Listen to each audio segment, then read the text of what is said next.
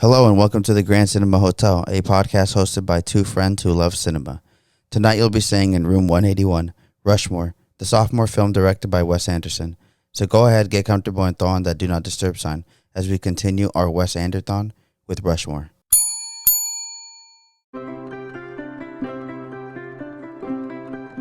These are the names that define our world. The artists who shaped our minds. The rebels who challenged our views. But of all these legends, there is one that stands above all others. I'm sorry, did someone say my name?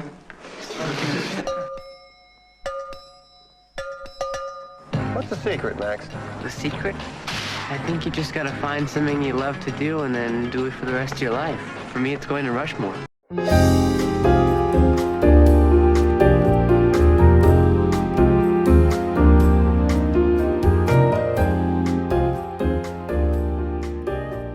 What's going on, all my flunking overachievers, and thank you for checking back in. I'm Gus, and as always, I'm joined with my co-host Alvaro. What's up, guys? And before we get started, make sure you like, subscribe, comment on all the things and places where you listen to this podcast because it helps out immensely. The Anderthon continues. I feel like the first episode was a lot of fun, but the movie we're dealing with today is just a whole nother level, honestly, and I'm really glad to be doing it. Of course, we're talking about Rushmore. This is my second time seeing it. Alvaro, this is your first time seeing it, correct? Yeah. Any first thoughts and opinions? We watched this movie together, and I know I could tell right away that you were enjoying it. Yeah, I guess it's Danny DeVito. I get it, right? No, yeah, I guess, especially because we had just seen Bottle Rocket last week, and I'm not too aware of his climb up, obviously, the industry, or how he progressively became the Wes Anderson that I came across. But it was, I really enjoyed, I would say, that this film's budget and level is still a tier above Bottle Rocket, but that you could already tell the difference in budget really, he kind of already honed in on what he wanted to do. And I think the film, I really enjoyed how it looks like Bottle Rocket still, but that the symmetry is starting to get there. And then also the way that the characters kind of reveal stuff, you know, with the notes and all of those stuff that we started to really enjoy from him later on. But I think I just enjoyed the groundedness of this one. And then I always, I ended up feeling like this is what people who really like Licorice Pizza feel, because I was like, this is like the same. It's a similar type of story. Yeah, maybe he's older, right? In Rushmore, he's an older kid, maybe, but that's like I felt like this seems like who's the main character in Licorice Pizza, like that. The kid. Oh, Gary Valentine? Yeah, like he seems like Gary Valentine, like in the same type of.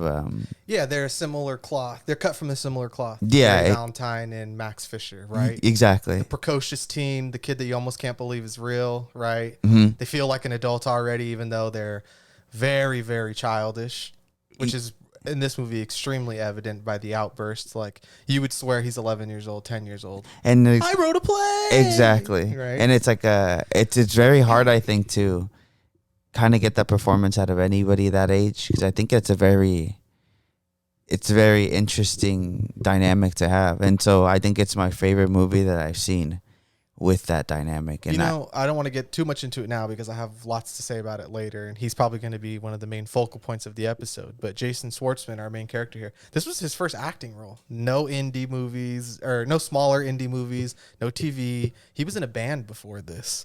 So that is just a natural at work, you know what I mean? Like, when I was watching Rushmore and I seen this first when I seen this the first time, I remember being taken aback by like, wow, he's really good, really young, right?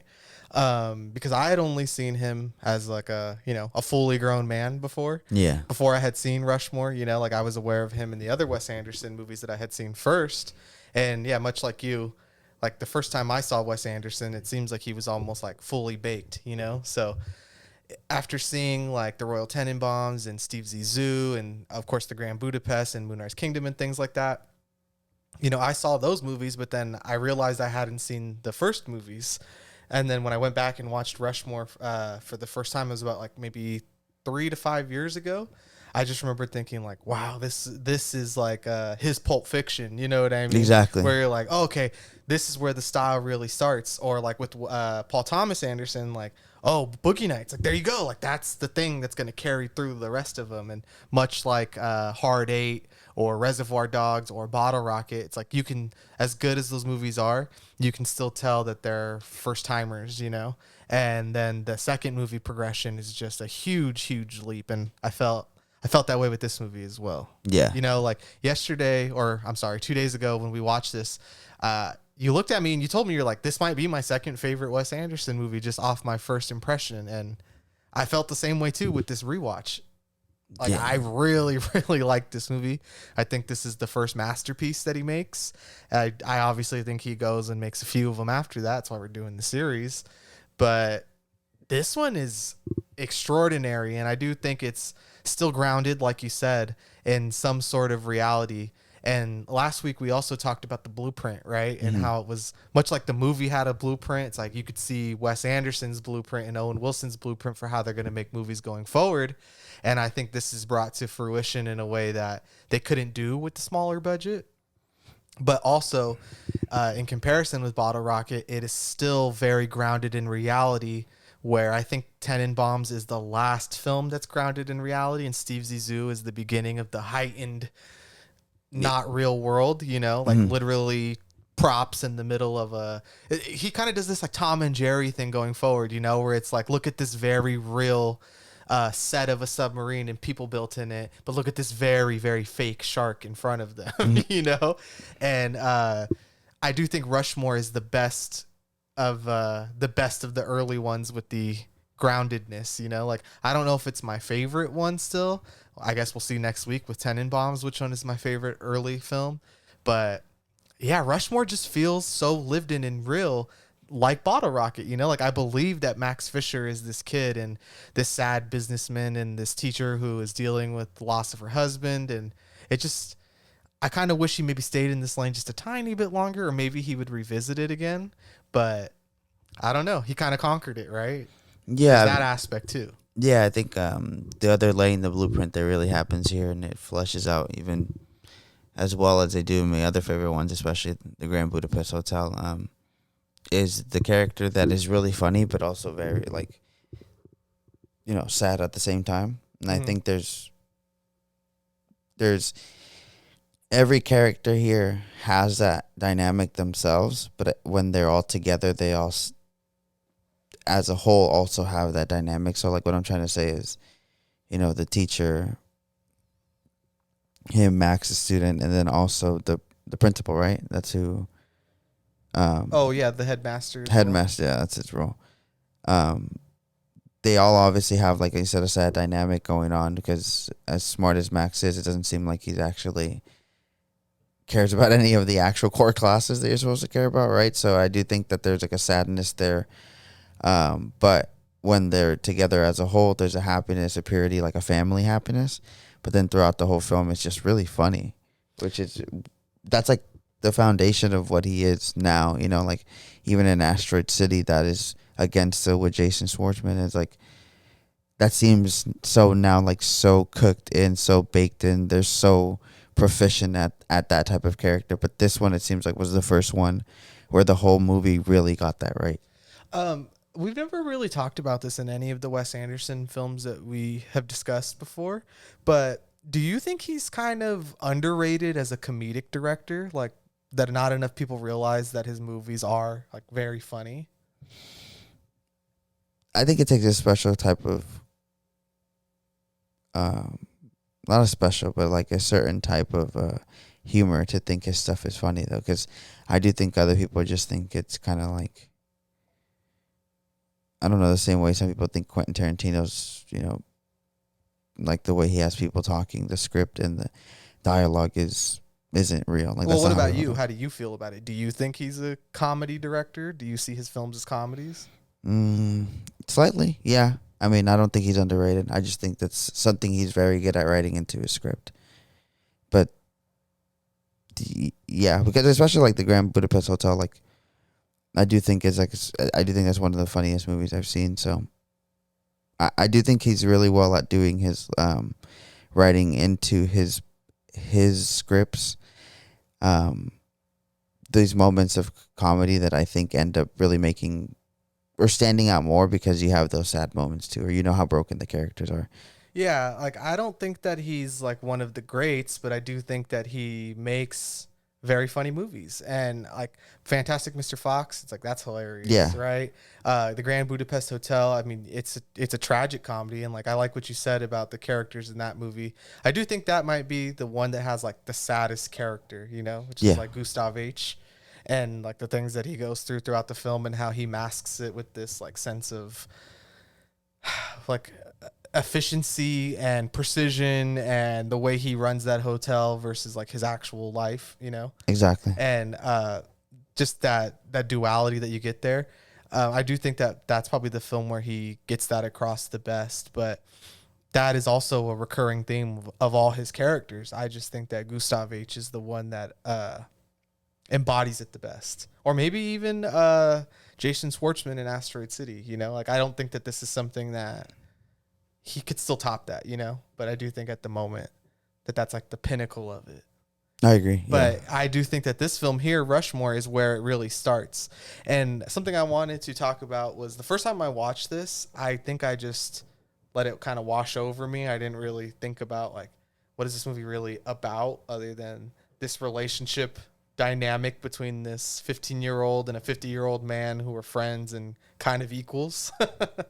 Because that love triangle situation they have going on, just like Licorice Pizza, it's like you can't really say that that's what the movie is like fully about, because then it does get into like this is creepy territory, you know, like it's played in a way where it's supposed to be still seen as innocent, you know, like his crush on this older woman, or in Licorice Pizza, like his crush on her, like it's treated with like care, you know, like it's not supposed to be like pedophilic, obviously, you know. I do think the difference here is that because she's so much older, and the establishment right off the bat where she thinks it's ridiculous. And in Licorice Pizza, the questionable part I think is that Alana leans into it, and it's kind of like, why would you? I don't understand why you would lean into it. Yeah. And here she's right from the get go. It's like she just finds him an interesting boy, and he takes it. Of course, any kid that age would fall in love with if you're that type of kid, would fall in love with somebody you could have these conversations with. But I think right off the bat, it's kind of established like, no, this isn't. It's not like The Graduate either, where you're like, oh, she might be in on it. You know, The Graduate's actually a huge inspiration for this movie. The Graduate. Have you seen Harold and Maude? Little bits of it when in like a cinema class they showed us, some of the important, show us important movies. I just heard that that's one that's really heavily inspired, and then the one that really I don't understand, and I think you've seen this movie as well though, is Chinatown, but I don't see it, but maybe you do. They said in terms of how it's shot. I don't know. Does that come across to you at all? Yeah, I guess so. I think I'd have to. I mean, there's not that you said that the way that it's shot. Yeah, but I guess I'm like. The movies are so unsimilar in every other aspect, though, that for me, it's like, why would you make that comparison, right? Yeah, I guess it's with the way the camera really follows Jack Nicholson's character in Chinatown, and then the way that the camera moves for Max in this movie. I guess now that you brought it up, yeah, but I feel like that don't a lot of movies. Sorry, but I'm like, but Chinatown, like, I'm like, is that the first movie to do that? To credit that, but like, or having a lot of movies kind of, if Chinatown has done that, I'm sure a lot of other movies before that have also done it. So I'm a little confused as to why it would be credited towards Chinatown. But maybe he had recently seen that movie before he made Rushmore and was like, I want it to look like this. But yeah, I'm not sure either. It could just be that, like, that's the movie where it's like, oh, that camera work, that's what kind of movie I want to make. Yeah. Where, like, I'm sure you have a favorite movie, like, just based off the cinematography. Like, it has nothing to do with the kind of story you would write. It's just that, like, that's what I want it to look like. Exactly. Yeah. Yeah. But sure, that's fun. we're not going to say who directed that movie, of course, but Chinatown is an extremely good movie. So I could see why that's something he would want to base it off of. That's Going off of more of a update on Wes Anderson and Owen Wilson at this point, they had been friends for 10 years at the time of Rushmore's release. Interestingly enough, it had started being written even before Bottle Rocket. So this is an idea that they may have even had prior to, which is not uncommon. A lot of things happen where directors have 4 or 5 stories ready, and your first movie ends up being the one that the studio wants to make, you know, when they see your scripts. It's like, I don't know, maybe I thought this one would be first, but okay, they want to do this one, right? I've heard that also with Robert Eggers in The Lighthouse, that he had started writing that even before The Witch, because it was like an idea that his brother had. But Wes Anderson is on Charlie Rose in 1999, kind of talking about his process of writing.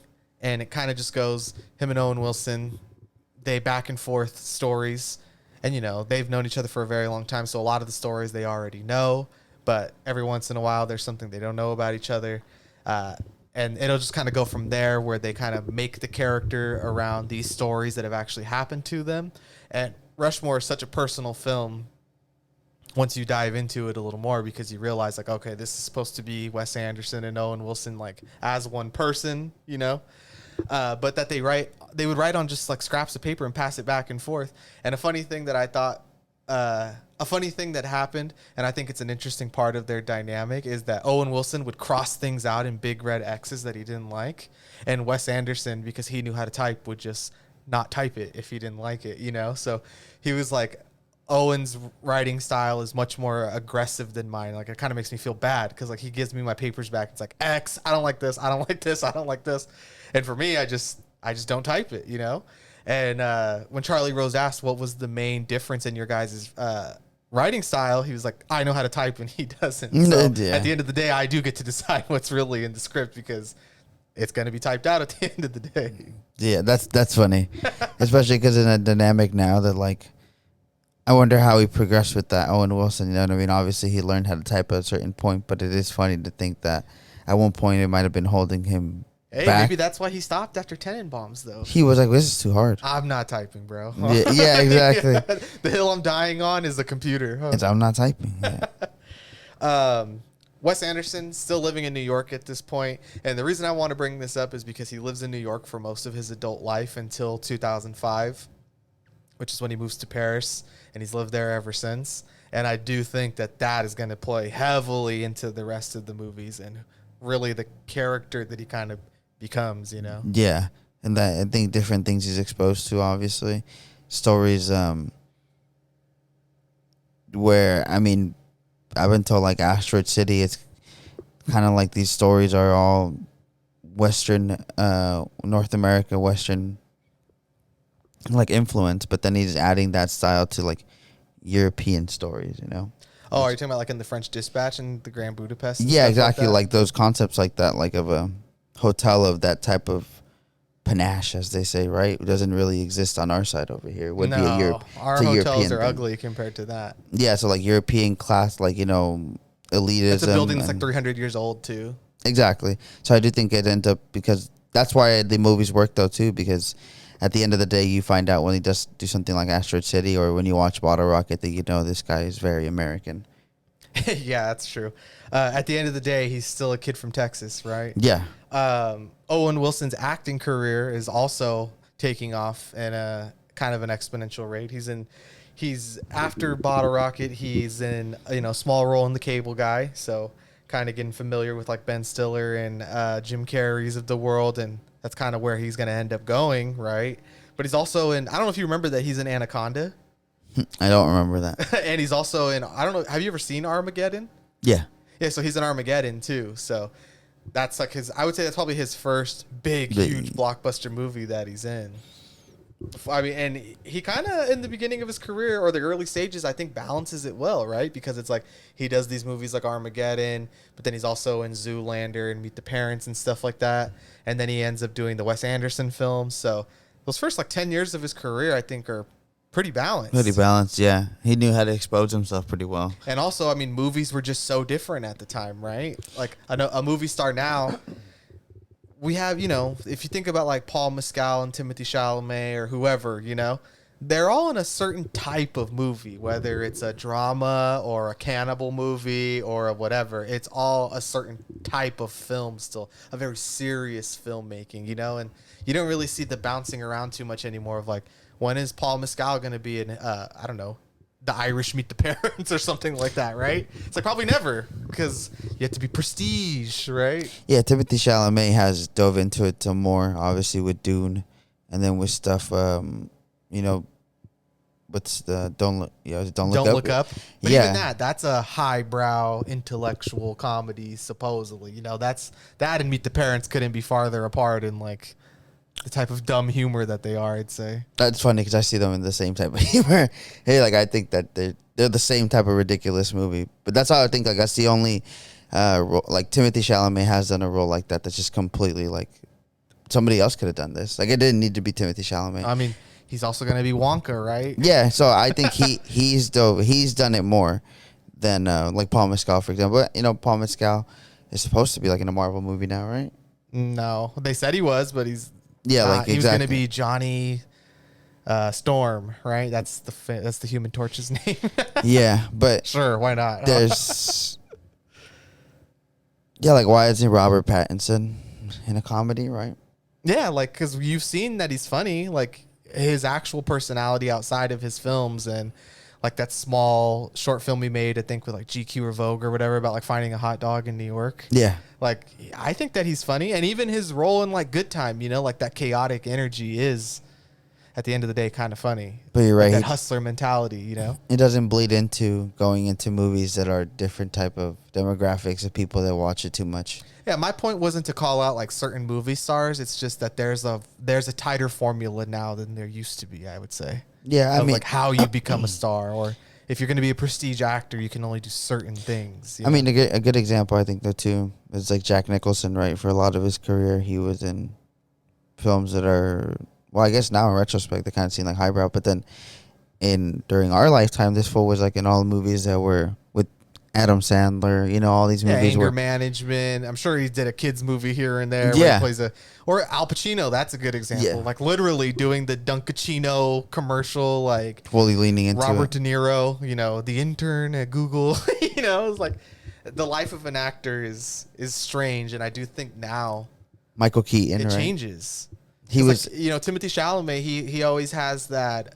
He's known for that Leonardo DiCaprio gave him that advice young of like no drugs, no superhero movies, and no, I forget what the other one is. But like this is how you be the next me, you know? And I don't know. I guess there's more of a blueprint now for like you need to take me serious, you know? yeah, I think because everybody does want to be, but Leo, right? But even Brad Pitt has done that, like where he's in a bunch of stuff that you're like, damn, Brad Pitt's in this. Yeah, he's kind of in anything, honestly. Yeah, and like again, see, like that's not respected because like I mean he has enough respect where people don't care, but that's what Well, his he time's gets. also over. Like Brad Pitt, the best of Brad Pitt is who cares, right? Yeah. Like, he's already done that. Yeah, every once in a while, still he'll come up with something that will add to it, but it's not the best of. I think he already did that. You know, I mean, I think the best example of that is Tom Cruise, right? Of like managing or The Rock too, of managing your persona. Of like, I'm only in these big, huge movies, or I'll never get my ass kicked in a movie or whatever. You know? yeah, It's interesting stuff. Anyways, not to get too caught up on that. The casting for this film is an extensive, long process, both for the school and the character of Max. 1,800 people or teenagers auditioned for the role from England, Canada, and the U.S. Jason Schwartzman ends up getting picked up because some casting director, and the reason I say some is because films have multiple casting directors in multiple cities and countries, so you never can just point it to one guy, you know, like 4 or 5 different people could cast a film. Yeah. But Francis Ford Coppola is having some party, some celebration or whatever. Jason Schwartzman, I don't know if he was actually there or not, but his cousin, Sophia Coppola, is talking to this casting director and tells him, oh, you know, like I have a cousin who I think would maybe be good for this movie. And he's in a band at this point, and he's never acted, so he's kind of just like, sure, like I'll audition for this movie. He said he never could have imagined that that's where he was going to be. And that when he goes to the audition, he shows up in his own Rushmore blazer that he made himself. Like, and Wes Anderson was like, once I saw him do that and I saw him audition, I was like, that's him, you know, like that's the guy. And they almost didn't make the movie. They almost shelved it because he didn't feel like he could find the right kid. The other option that almost happened was Macaulay Culkin. And I just feel like that would be a movie that would not be remembered today. Not very fondly. I mean, in retrospect, because Wes Anderson is Wes Anderson, maybe it would have worked, but I do think it would have fallen into comparisons of. I mean, Macaulay Culkin, everybody sees him and sees Home Alone, right? Can you name another movie he's in? I'm not trying to do a gotcha moment, but like I can't. No, but then that's what I mean. Like, and Jason Schwartzman is like, because he's not in anything like Home Alone at that point, at least. It's a movie that adds perfectly to the type of actor that he is. It makes sense, you know. I think it works because you have to have this unknown actor because that's how you can embody this character. And I think Macaulay Culkin is way too famous to be seen as that's Max Fisher versus that's Macaulay Culkin playing this guy. They're like, there's a chance, maybe, but I agree. I don't think.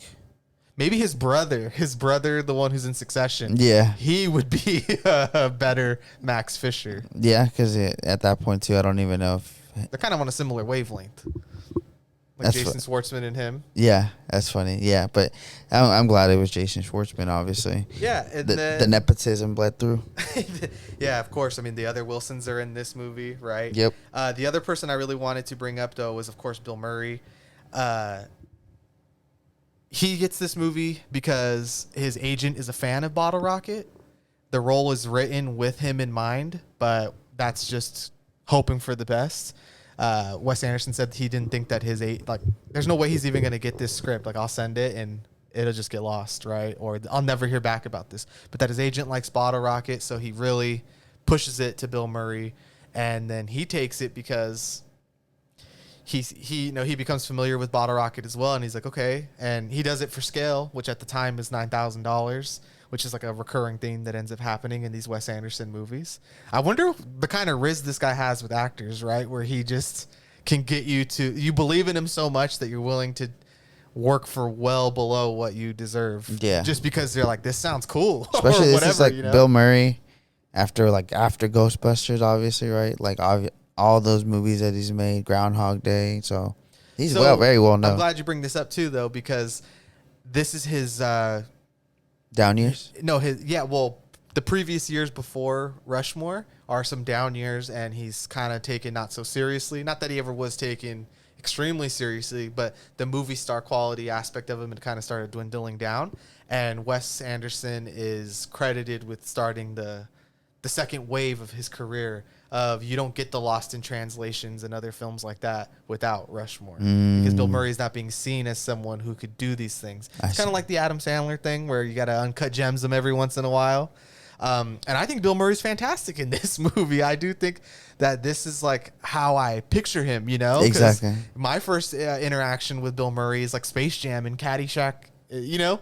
So it's like I never really saw him. I didn't know he could actually act, or, you know, no disrespect, but I just thought he was a funny guy, you know? Yeah. And even as a kid, you know, when you watch Space Jam, you're like, is this supposed to be like a big reveal or something? Because they're like, it's Bill Murray. And you're like 5 years old. You're like, what are you talking about? Yeah. Who is this?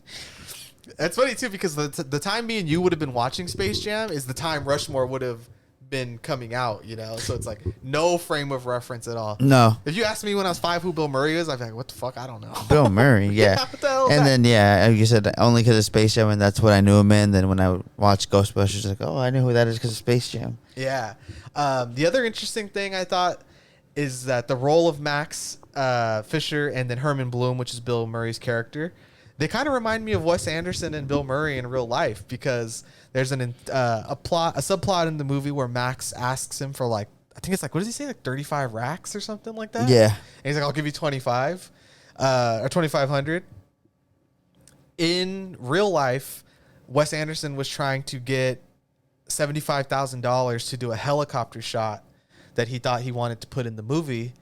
And this is tying something else together. The movie ends up being bought, the rights to the movie being bought out by Touchstone, which is Disney. I think the guy's name is Joe Roth, who negotiates this deal because he was the head of Disney at the time. They get a $10 million budget, but of course you need a little more sometimes, right? They're saying, no, we're not going to give you this money to do this helicopter shot because there's a very tight budget on this. So Bill Murray just writes him a blank check. Go ahead. Like, let's do it. Like, I believe in you that much. Let's do it. And they don't end up using it anyways. I don't even know if they ever ended up shooting it, but I was just like, wow, that's like the movie. I was like, these parallels between his real life and the character. And I think that's what makes it feel like such a personal movie. I think we said that about Bottle Rocket, but for different reasons, that it felt personal. This one feels the most like, no, that's him on screen, like writing the movie about his life. Yeah, especially in another aspect as well. I think like we see recurring characters here brought from the first movie, like you said, a lot that were grounded in people that he actually knew. And then the teacher, the professor, and the maintenance man are from the first movie. Exactly. And then in the play, one of the Mexican cooks from the first movie. Yeah. That was a good eye, because I didn't catch that at all. And you stopped me. You're like, oh, look, that's the guy from Bottle Rocket, the one who translates for them. Yeah, exactly. And then he's in it too. So I do think those are all people that Wes Anderson brought. And also, that was it. I just say that he just brought with them. And then you just said how it's a recurring character. The owner of the nightclub has always been in his movies, right?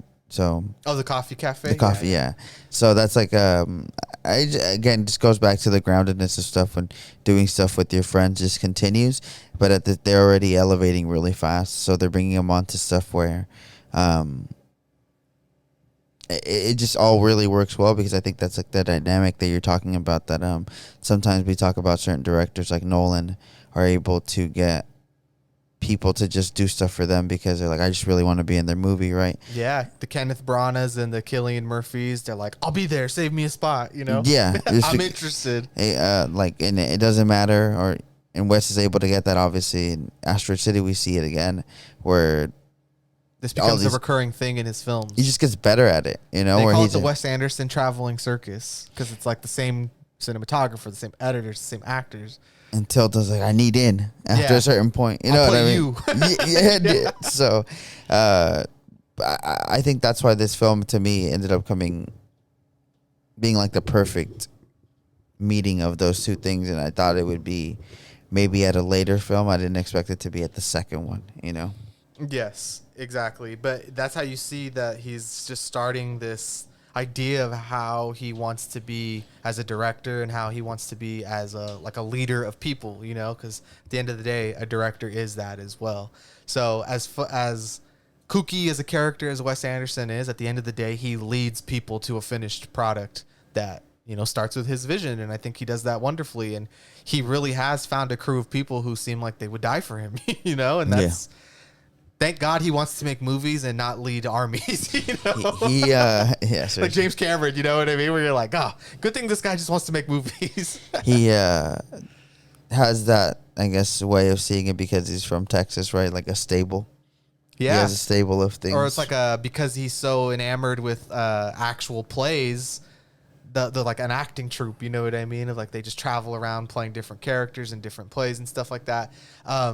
And one of his interviews that he does back in the day, he says that he knew early he didn't want to be an authoritarian type of director, that's just not the kind of person he is, and that he doesn't want to be demanding, and that he wanted it to be very open to the idea of other people being able to contribute to these movies. And some of our favorite, auteur type directors are very much the opposite. You write the lines I say, you light it the way I tell you, and like Max in this movie. It can be equally effective, Yeah, like Max. Don't fuck with my plan. Yeah. It could be equally effective in either way, but just for Wes Anderson, that's the formula for how to make movies. And the reason he likes to bring people back as well is because anybody who's new doesn't only have to rely on Wes to get that information. They can talk to the crew. They can talk to the other actors. They could talk to Bill Murray. They could talk to whatever. I'm sure the craft tables people, like, is is this how he is? You know, and it's helpful for everyone to make a new person feel welcomed by. They all kind of understand what they're here to do. It's like really interesting because like as he evolves, there's certain ones that stick around, like Bill Murray, and like I'll be there all the time, right? But then there's like certain, just like I said, Tilda Swinton ends up adding on somebody who like seems like she'll be in any of them now moving forward. Same thing with like Adrian Brody. Yeah, like, he's been in quite a few now. Probably where they 3, meet, 4. like they meet once, you know, and they love him so much that they're like probably like, just call me for the next one. Like I'll do whatever you want me I in the think next the one. ultimate person, the ultimate sentiment I saw with this type of actor was when Edward Norton said, "You know why I do Gucci commercials and Chanel commercials? It's because I want to be in a Wes Anderson film for $4,000." And if I want to make the movies that I want to make, so I'll sell out and do a commercial once in a while so that I can continue to work with somebody like Wes Anderson. Which is kind of sad that somebody who is so well known also has to deal with having such little power still. Yeah. You know, it's like you would think someone like Wes Anderson, even though his movies might not be the most profitable, they don't lose money. They still make money at the end of the day because they're also made for very cheap, and he's one of the household directors or household name directors, I would say, of not just you can't just say everybody, but of people who know movies, people who are interested in movies. People know who Wes Anderson is. Yeah, and not even to a crazy degree, maybe like to how we are. It seems like a very mainstream name to know. I think, if Family Guy's making fun of him, it's obviously mainstream enough. If SNL's making jokes about you. Yeah, exactly. So it is just kind of sad that that's the most power a director like him can even wield. I mean, Tarantino and Nolan and maybe Villeneuve have the most power, it seems like right now, right? But they're not the only filmmakers who are making that level of movie or that quality of movie. So it just kind of sucks. Like even the PTAs of the world, it's like, how much power does he really have? How much power does Guillermo del Toro really have, or Bong Joon-ho, or whoever, you know? And it's just kind of the world we live in, and it just sucks because like Wes Anderson, it's like, look at these people who are willing to work for $4,000, but it's like, damn, really? That's all that this movie can afford to pay? You know? Like it's just weird. It's just weird times we live in, and that's why we're going through a strike and all this other shit, right? Agreed. But yeah. The other thing I wanted to talk about before we really got into the movie was the school itself. This is the school that Wes Anderson attended. Like we said, there was an extensive process to find this school as well. They also scouted it for almost a year. At one point, they're mulling over the idea of what if we filmed the prep school stuff in England and then we filmed the public school stuff in Detroit, because they couldn't be any more different than each other. Like that would really show the extreme variation. But what they end up doing is that his mom ends up sending him a picture of his school from a long time ago that she just had. I was like, what about this? And he's like, fuck, this is what I was looking for the whole time, you know? Yeah. And then the school that is across the street that's supposedly like this dilapidated inner city school is across the street from his actual school in real life. They just like dirtied it up to make it look like even it's a worse school. But the two schools are right next to each other. That's so funny. Like, dude, that's why they wouldn't let you do the $75,000 shot, because you fucking can't even, like, dude, does right in front of you the whole time. You went there. Yeah. But That's hey, funny. sometimes it takes a while to find these things, right? That's hilarious. And like his mom being like, what about this? Oh yeah. And then the family stuff continues too, because there's this wonderful making of documentary called The Making of Rushmore.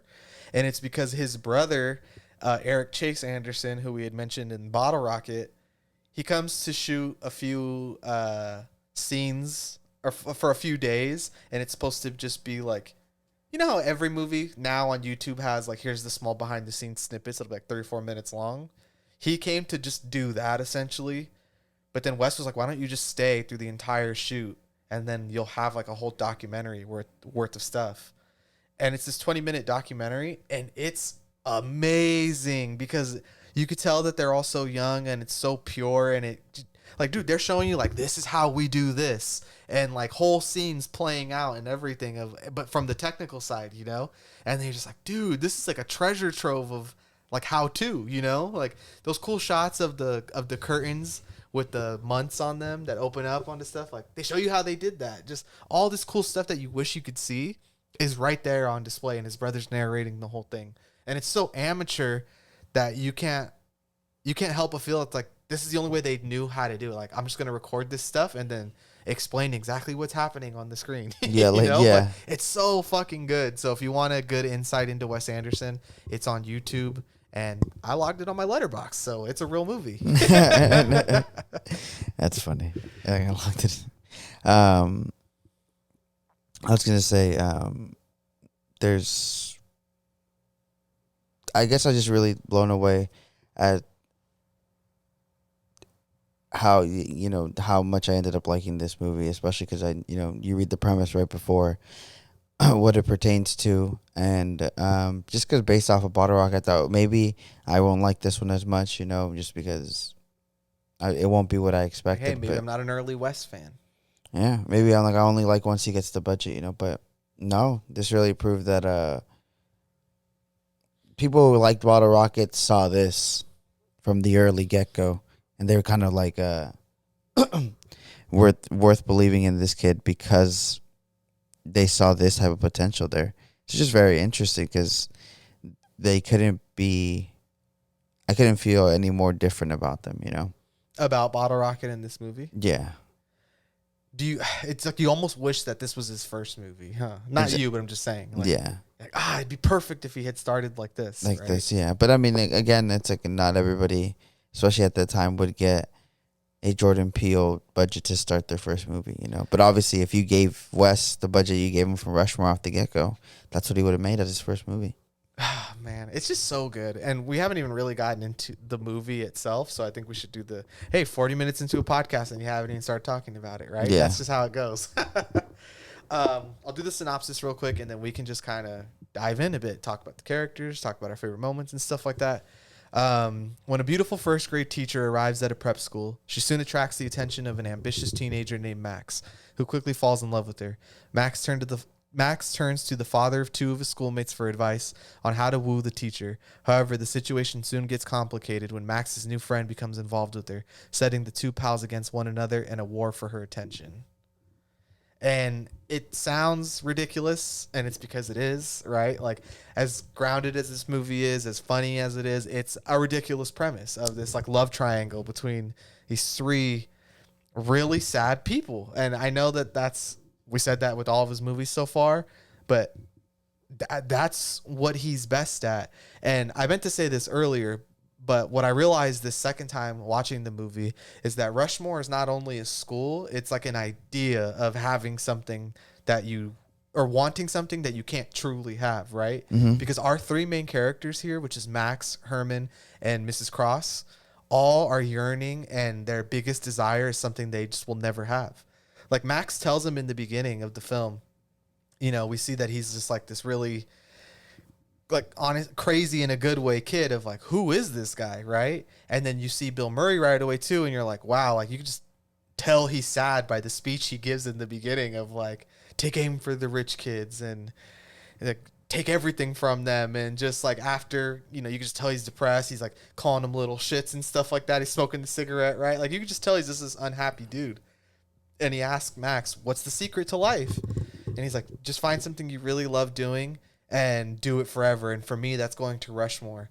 And with me, that really sat with me this time, because I was like, that's really sad, because this kid doesn't understand that like you're going to graduate high school and then what? Like for him, this is the peak. And you don't think of him like that, but it's like Max is already peaking at life, and this is probably the easiest part of his life. And he's not even very good at the school, he's just good at everything else. Exactly. And then, with Mrs. Cross, she can never have her husband back, of course. And Herman will never have her or true happiness, I guess, right? He's worth millions of dollars and is the unhappiest person in this movie, maybe. Yeah, I mean, there was a scene where he talked about where Bill Murray's, I guess, to be the mother of his kids, right? Yeah, that's one way to put it. Yeah, it's that's not. It's very obvious it's not his wife, or it's not. There's no his love. Estranged there. wife is how they would say it. And there does seem to be even his unhappiness with his own kids in the movie, which I think is like you said, you could be worth this money and all of this stuff, but if you truly feel like, well, I don't even have really a wife, and the kids that I do make, I think they're little shits, you know? There's a line delivery that he says to Max when he's watching wrestling. He's just like, never would I imagine I would have had sons like these. Because they're just big brutes. You know what I mean? They're just the redheaded kid from fucking Home Alone. You know what I mean? Butch or Yeah. Buzz, whatever his Buzz, name is, yeah. right? Just imagine two Buzzes that you have twin Buzzes, you know? Like, what the hell? How did this happen? Yeah. I didn't raise them this way, right? Yeah. Probably didn't either. So I think that was like a lot of, that is where his sadness comes from. It seems that, He has everything but a happy life, right? and I think that's where the funny quote that he comes from, like, go for the rich kid's head to, like take everything from them, does come from almost like a self-loathing of like, I have all this and supposedly I'm important and all this, and someone like Max isn't. Well, Max fools him, specifically his best friend, for a long time, saying that his dad is a brain surgeon. Even that, right? Which is a funny joke because he's a barber. Yeah. And then at the end, I love that. I love that line that when the dad's like, Oh. "What is Mister?" He's who mistaken tells for him? that. Yeah. One of the characters is like, "You're a neurosurgeon, correct?" He's like, "No, I'm a barber, but I get that all the time." Yeah. That's a common misconception. That's just such a funny movie. So many funny throwaway lines, right? But they end up like, are you? yeah, exactly. But they end up being just commentary on like how the character does feel, and it reflects on like what their sadness might be. I mean, the dad doesn't seem very sad in this movie because the dad seems to be the only one who has found his Rushmore.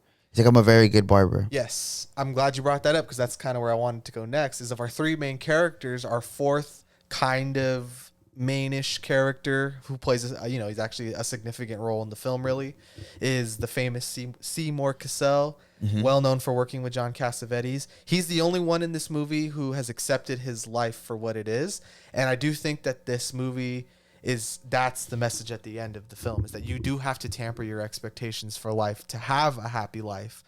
And that's kind of a sad thing to accept, but it also is, what are you going to do? Just live the rest of your life wishing that it was this other thing instead of enjoying what's actually in front of you? And like, that's man's problem, right? That is the problem of being human. Yeah, I mean, I think that is the ultimate message in the film, because once Max, quote unquote, gives up, he's like, I'm just a barber's son, right? And obviously that's not what the movie's trying, like, it's not trying to get a negative message in that aspect, but I think it's the fact that most of us probably come to that realization or have that type of conclusion, and then you I mean, like, either you accept that, I guess, or you also kind of because like the aspect that you're talking about, that he peaked in high school, it seems like to him that message comes through to Max after a certain part of the movie, and I guess the complacency isn't really happiness, right? But his dad does tell him that he's not just that, right? His dad just like leads him to know, but like that he's supposed to be more than this. Mm-hmm. Oh yeah, because there's a point where Max gives up and he's just going to be a barber as well, and his dad is even like, there's nothing wrong with being a barber, but I imagine that you would have a different career path. It's like he knows he's not a barber. Yeah. And every parent obviously wants better for their child than they have, which is like, yeah, being a barber is a respectable career. Haircuts change people's lives. But Max could write the next great American play, And I do think that the plays themselves also are a great indicator of that change too, because when Max finally does accept his life and tamper his expectations, and that Rushmore is not the end all be all, he writes his great play, and it best play ever, man. It really is, like he writes this phenomenal stage play that like even me and you when we were watching it are just like, whoa. The fake fighter jet going across and the real dynamite and I can't believe they actually let him light a campfire on stage, right? Like he gets to finally fly.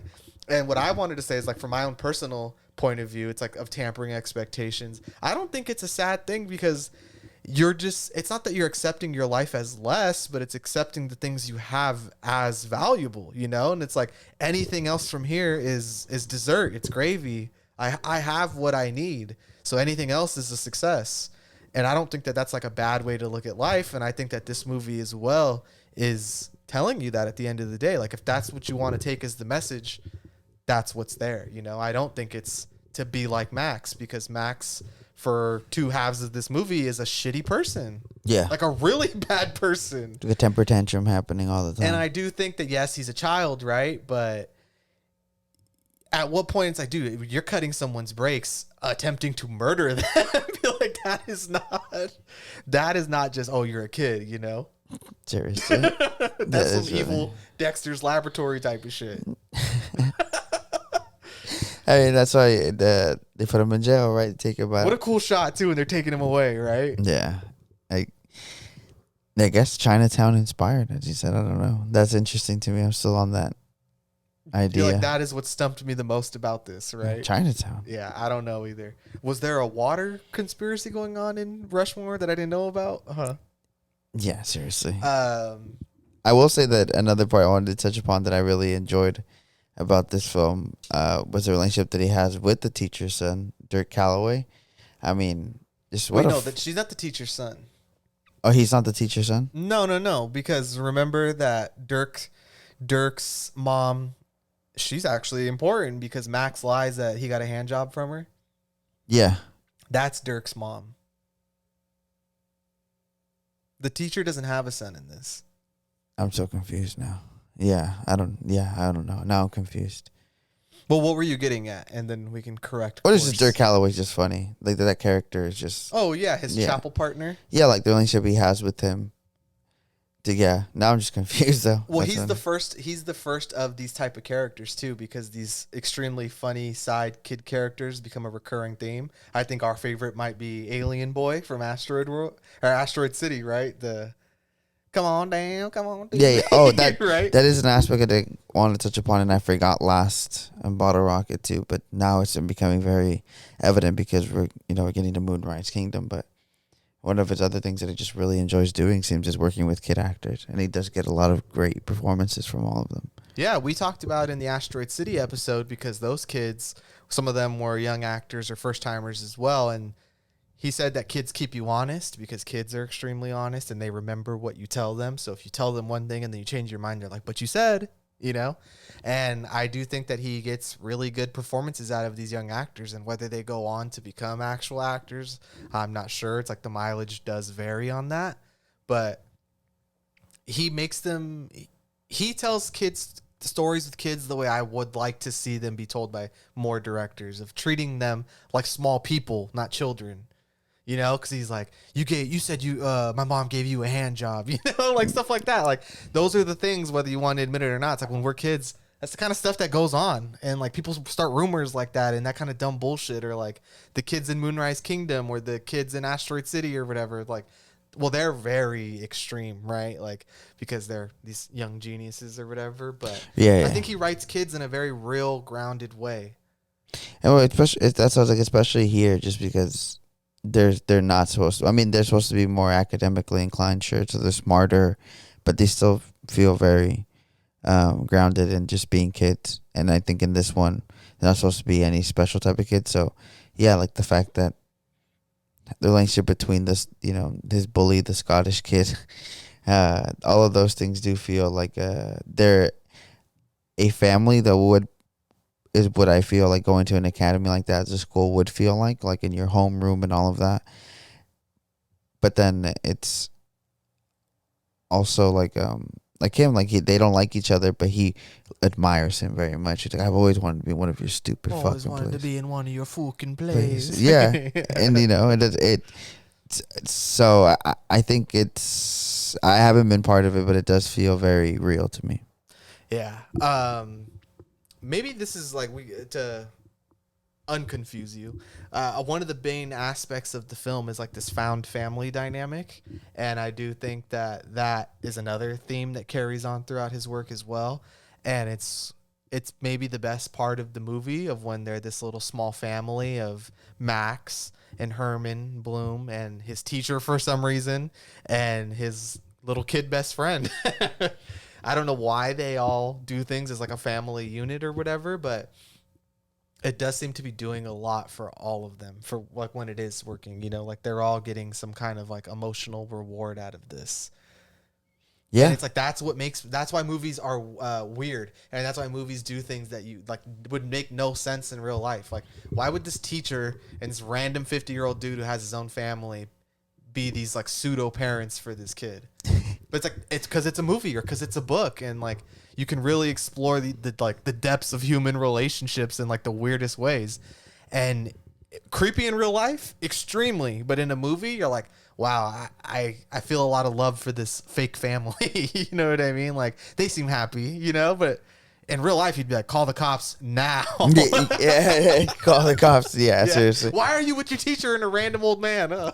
And his fucking dad is alive. It's not like his parents are completely gone, so it is interesting. Even that, right? That's always a movie trope of like the parent being like as uninvolved as possible in a kid's life, right? And I do think that's just because that's the exaggeration of storytelling, right? Like I spent quite a bit of time alone in my teenage years because my mom and dad were working and I'd get home and, whatever. But it was very boring. I would just watch TV or hang out with a friend or something like that. It wasn't like, all right, now I'm going to go on an adventure with my other family. Yeah, and a whole second family, Yeah. dude. Oh, man. Get an older friend too, right? I need a second dad. Huh? Yeah. Oh, man. Plot wise, not much unravels here because we talked about that as well. It's not a movie that, or Wes Anderson, I should say, doesn't make movies where the plot is a mystery that unravels itself. It's very straightforward. He tells you this thing is going to happen, and then you see the small journey up until that point, and then the next thing that's going to happen. And still, like with Bottle Rocket, I love that about his movies, that he doesn't try to ever really, he hasn't really attempted that yet, I would say. I don't know. I don't think he has, at least, of like, where is this story going? Oh, like Don't you feel like you always know where you're going? Like you're along for a smooth ride? yeah, it never seems like they're not gonna get what they want, the main character or need at the end, in some type of way. Either it's validation or compliance, or it never does seem though like and he didn't get what he wanted. They're kind of satisfying endings, even if they are kind of a touch sad. Because like Royal Tenenbaums, it's like he dies at the end, and it's like, but his family finally accepts him again. Or in Grand Budapest, like Zero's story is pretty sad, but at the end of the day, he became a successful businessman and the owner of the Grand Budapest, and all that kind of stuff. But I'm just saying, like they all kind of have, or the best of the satisfying sad endings might be Steve Zissou. Like that's really touching when they're all on the submarine together and they see the shark, and it's like it's beautiful, and it's like. This whole time he wanted revenge. But I think that's just a through point in his movies, It's like satisfying endings. I wouldn't call them happy endings necessarily, but no, satisfying. They're not trying. He's not trying to throw you a last like curveball at the end, so you're like, wait, what did that all mean? That the ending isn't supposed to confuse you. It's supposed to just add a dot to the end of the story, Yeah, that little like fin. Huh. Yeah. But the things you mainly need to know about the plot is this weird family love triangle-ish relationship going on between our three main characters, and the fact that Max is expelled from Rushmore early on and is going to have to adapt and change his expectations for his life going forward. I would say those are the two main things, right? Like if you want to know what the movie's about without giving too much away. Yeah. That covers the relationship that he has with Bill Murray's character and then the teacher. And yeah, and I guess the other main thing is that he is a very talented kid. So a lot of his persona and charisma does come off like an adult, like you said, which is a big, aspect of the movie. Last week we said Bottle Rocket felt like a coming of age movie for an adult or like a young man, but this is a coming of age movie for a teenager. And some of his other movies I would describe that way as well, like especially like Moonrise Kingdom and stuff like that. And it almost feels like he makes coming of age movies for like every stage of life. Like it's not something that just happens once. Like it's a ever going process of first I was a boy and then I became who I am as a teenager and then I became who I am as a young man and then this is who I am as a man. It's like a lot of self-discovery in his characters as well. Like Yeah. that's where the real emotional or the real unraveling is like within the character themselves more than the plot, I think. Correct. Yeah, and I mean, there's like you said, and ones where he dies at the end. It is coming to terms with even after your death how there could be satisfaction in how you ended your life, right? Yeah, Like exactly. like fixing relationships or Coming of age to the end of your life. so. Yeah, I mean that is true. He has made a lot of films that have that theme through all of them, and I think that has come a lot with the type of characters that he writes, and a lot of the characters that he writes have these very meticulous, calculated projections for themselves, and then they don't exactly get there. And either for a lot of his stories, they end up realizing why not and are happy with those, or they find a way to come to the way to get their goal, which is I do think is like most, or those are two ways his films end. Yeah, and Bottle Rocket kind of has this ending as well too, right? Because Owen Wilson, that joke at the end where he's like, "This is my escape plan," and then he just gives the smile, like, "No, it's okay. Like, I'm just gonna be in jail for. It's okay. I'll be in jail for 3 months, and then I'll get out, and I'll have a fresh start." Right? Like even him in that very first movie, Dignan has to accept the tampered expectations. What I wanted to say though about this movie is that Owen Wilson and Wes Anderson, when they're writing this, the inspiration becomes Roald Dahl and the Willy Wonka type books and all that stuff of like these are the type of worlds we want to create. So that was a joint effort between the both of them. So that ever going style that is what he's known for starts with the two of them. And I still think to this day you can credit Owen Wilson with it as well because he's in almost all of the movies. Like I think he's only not in one or two of them going forward. Although he stops writing them, they also are executive producers at this point too now. So his influence is still there. Like I don't think he becomes cut out of the process at all, Right. even if he's choosing to not write them anymore. Exactly. But yeah, the storybook setting, so like these color palettes and the symmetry and the cinematography and the type of shots that they do, this all comes from this idea of like, this is how we want to create worlds like Roald Dahl. And it doesn't surprise me that, you get the Steve Zissous and the Darjeeling Limiteds after this. And then up until now, like actually adapting Roald Dahl's work with Henry Sugar and these other stories that are coming out at the end of September, by the way. So hopefully this all lines up perfectly. That is a positive is where I was going with this because that's the style that he becomes known for. And it's just so good. And it was so good to see it for that first time of like, yes, sure, there's small things in Bottle Rocket, but it's like every small little detail in this movie you can tell is really accounted for. And I think it's like the crew that he's worked with from Bottle Rocket to now has also stepped up because they have a budget. So there's this group of people who were set designers and they did like the art for the movie and stuff, and they worked on the first three movies. So I think I wanted to bring them up because I feel like they also need to be credited for the birth of the style, Yeah. So hold on here. Let me bring them up. I know one of them is here we go. Sandy Reynolds Wasco and Daniel Bradford.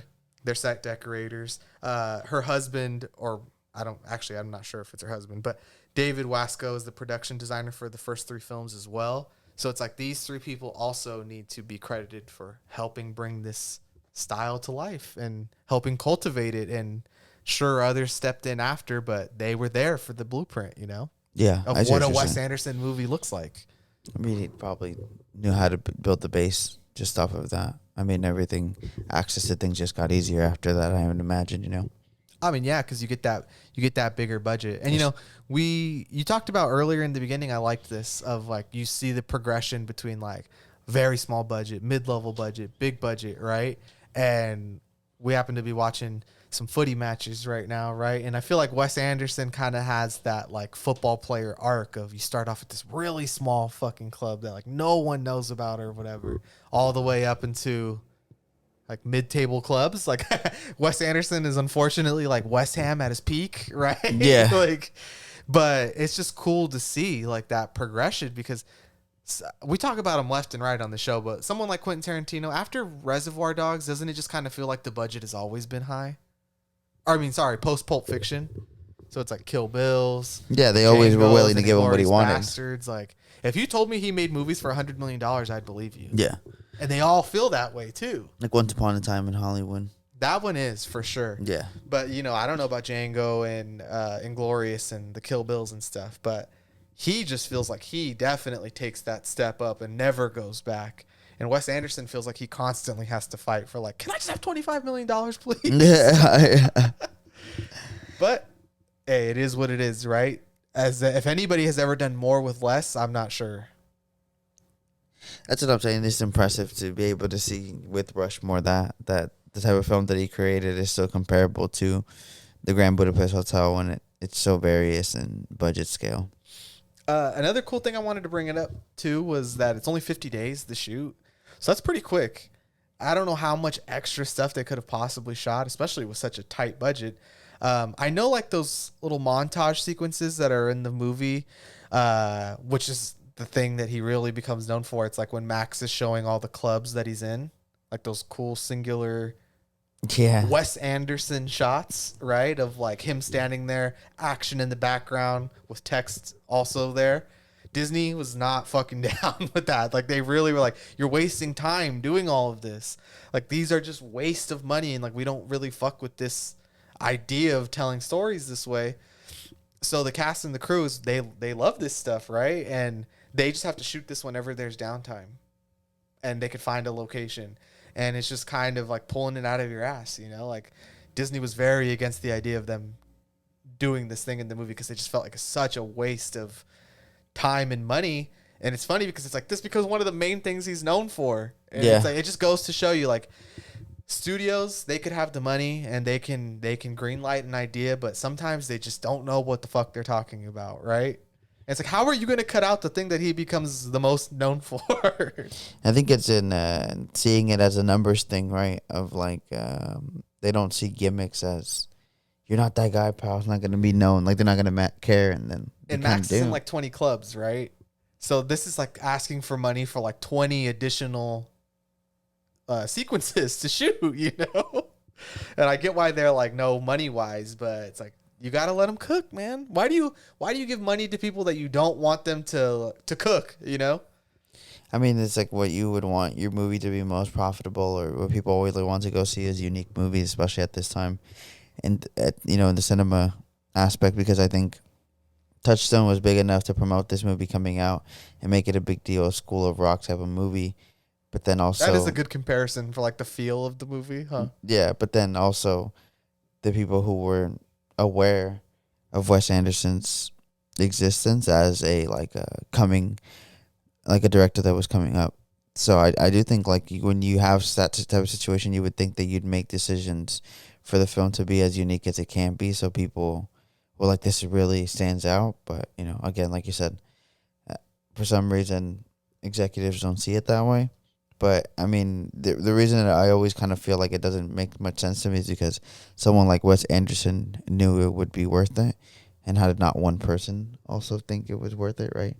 So they had to like really fight for that. Let's start winding down a bit here. What's your favorite moment in the film, or your favorite thing about the film? Oh, I mean, I think, like I said, it's such a funny movie, so I think a lot of my brain wants to automatically go to when I like laugh the most. But I think my favorite aspect would be when he goes to the public school and kind of starts to do, like you said, his masterpiece for his play, and just like what comes from that once he's kind of accepted that, the teacher's falling in love with his best friend, or Bill Murray's character. But then when they both kind of don't have her, and the teacher tells them, you two deserve each other, and instead of taking it in a bad way, I think he really leans into be like, yeah, that is my best friend. He Casablanca's the movie at the end, huh? Yeah. I think this movie has a really satisfying ending, which is a side conversation for a different time that we've had. But this is a satisfying ending, I would say, like where I do think the ending is as good as the rest of the movie. I'm like, yeah, that's a very good conclusion. And I don't know if we've ever talked about it on the pod before, but like, you know, some of the best movies of all time don't really have good endings, and it's not that endings make and break the thing, but when it does have one that just like fits in line with the quality of the rest of the film, it just really stands out to you. And I thought the ending of this movie is fantastic as well. I think it's maybe even better than the beginning or something like that. It is too hard to pick out a moment in this one because I think with the great comedies, it's kind of what you said. It's like I'm laughing every so often, like every minute or two, there's a hilarious joke that cracks me up. That how can I pick one equally? You know, I think you had brought it up before the podcast. The moment, and it's like that one does stand out to me is when Dirk does find out that Bill Murray's character we're on the same wavelength. Is messing with the teacher, and then he confronts him about it like a mobster would, and it just or like a Western standoff before they shoot each other, right? It's just the way it's shot, man. That's what I was gonna say. It's like the way Robert Yeomans is shooting this thing. It's like they shoot the kid from down low at a cowboy Dutch angle where he's like, I don't ever want it to. He's like, I don't ever want him to know. I just want it to stop. You're like, you imagine he's gonna shoot fucking Bill Murray. And Bill Murray, this is what we talk about fully leaning into something like that. Bill Murray's character at this point does look scared of the kid. Yeah, like, oh no, like this is bad news that for he me. Found out, Max is gonna find out, and it's just again you completely get lost at the difference of age. And I do think like Dirk Calloway, they're just the actor that played him, the kid. You get that really good performance from him throughout the whole film, and I think it's not like it's like a secondary role, obviously, but I think it when those roles are also taken to a degree like that of careness, I just think it really makes me stay in the movie and, like you said, really think that this is a real dynamic, and the fact that Max is apparently so ahead of everybody in his class, they all look up to him. That Dirk Calloway's like his assistant. And that also just the principal and himself would be so scared of what's going to happen. And that's unrealistic. But in this world, in this crazy world that you're talking about, it's not. Like Max is like, oh, shit, he's going to find out. So, I think for me, if I had to boil it down to my favorite thing about this movie, it's the plays. I do think that those are the most standout moments and the thing that just really shine. Like everything about Wes Anderson is these sequences within the movie, because that's what it's supposed to be from Max too. It's like Max does a million things, but at the end of the day, he's going to be the next great like playwright, like that's at least what it feels like it's alluding to. The Beau is Afraid sets. Yeah, exactly. So I think if you can't tell by now, me and Alvaro really fucking love this movie. We both gave it 5s. I think that this is just a masterpiece of 90s filmmaking, of the late 20th century, early 21st century. The last thing I really want to talk about the movie, and this is just, I'm not going to go too much on gyrating on it here, but, it goes to TIFF, it goes to the New York Film Festival. It becomes an instant hit with the critics. It opens in New York and LA only in 1998, but then in February of 99, it opens wide to everybody. Roger Ebert gives it 2.5 stars out of 4, right? He thinks this thing kind of falls apart. He thinks Bottle Rocket's better. Gotta say, I disagree with the old Raj man on that one. Yeah. An interesting thing is that Pauline Kael had retired at this point, but she's one of the most legendary film critics of all time. Wes Anderson holds a private screening for her because he just had to know, like, what is her opinion of one of my movies. And allegedly she recommended it to people, but she did say, and is quoted as saying, I have no idea what to make of this. Like, I don't know what this is. But you should watch it. Yeah, but you should watch it. I guess it's a positive, right? Yeah. Like, she was also like, she also needed other opinions. I'm like, is this good or not?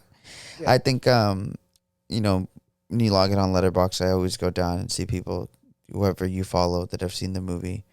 And most of the people that I follow give it I would say most of them give it a 4. There's a lot of them that have given it a 5. But for the people who are giving it a 4, I always kind of click as to find out why. Because a lot of them do write a lot as to the reasoning why. And they do think the same thing. That's like what I've heard. Like, it falls apart after, or very, very dumb very null and numb for certain parts.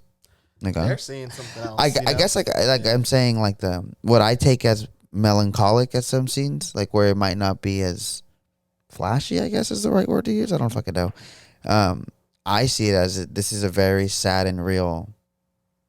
Like, that's where the sadness comes to me from. Like, I'm like, damn, this is actually His very movies fucked are up. almost like a whale or a dolphin or something. It's like you're underwater for so long, but then you have to come back up for air. And those are the moments of like reality inside the storybook, you know, where it's like, okay, breathe.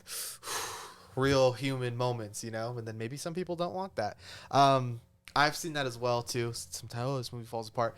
No movie is without its critics, obviously. Yeah, yeah. But the consensus is that this is a very good movie. This is an important movie for indie cinema. Yeah, that's I for mean, sure. in 2016, it's registered from the Library of Congress as deemed culturally, historically, and aesthetically significant. So, I mean, the government is even like, hey, this is an important movie for American cinema, you know? And I do think that, you know, we agree because it's one of the great films of a very important director. So, Rushmore, whatever MGM Plus is, you can watch it there. Yeah. You can matey pirate it if you want.